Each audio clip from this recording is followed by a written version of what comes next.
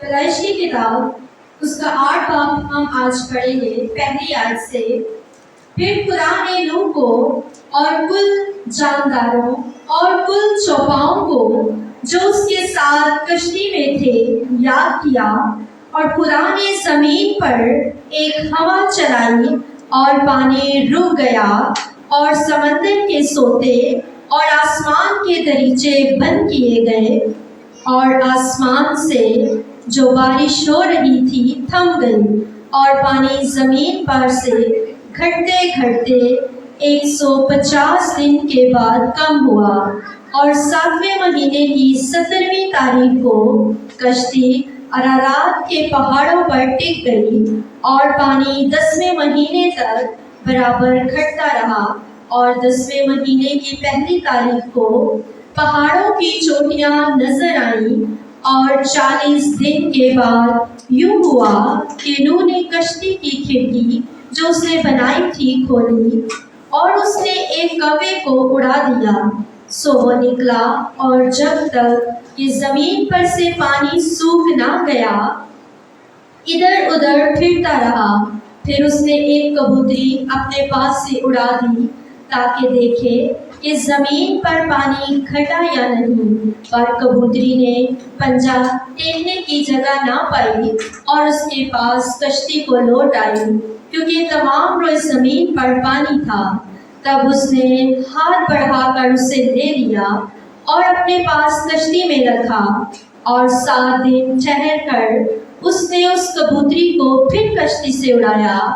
اور وہ کبوتری شام کے وقت اس کے پاس لوٹ آئی، اور دیکھا تو زیتون کی ایک تازہ پتی اس کی چونچ میں تھی۔ تب نوح نے معلوم کیا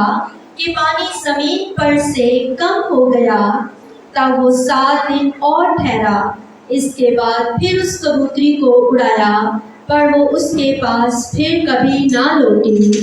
اور 600 پہلے برس کے مہینے کی پہلی تاریخ کو یوں ہوا کہ زمین پر سے پانی سوکھ گیا، اور نوح نے کشتی کی چھت کھولی اور دیکھا کہ زمین کی سطح سوکھ گئی ہے، اور دوسرے مہینے کی 27ویں تاریخ کو زمین بالکل سوکھ گئی۔ تب خدا نے نوح سے کہا کہ کشتی سے باہر نکل آ، تو اور تیرے ساتھ تیری بیوی اور تیرے بیٹے اور تیرے بیٹوں کی بیویاں اور ان جانداروں کو بھی باہر نکال جو تیرے ساتھ ہیں، کیا پرندے، کیا چوپائے،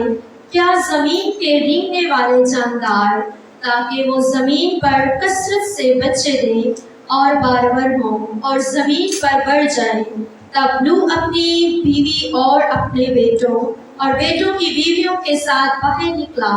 اور سب جانور، سب رینگنے والے جاندار، سب پرندے اور سب جو زمین پر چلتے ہیں اپنی اپنی جنس کے ساتھ کشتی سے نکل آئے۔ تب نوح نے خداوند کے لیے ایک مذبح بنایا،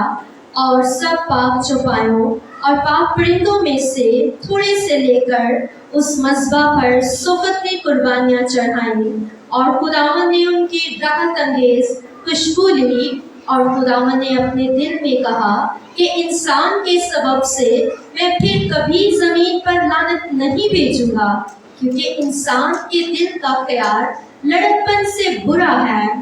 اور نہ پھر سب جانداروں کو جو اب کیا ہے ماروں گا،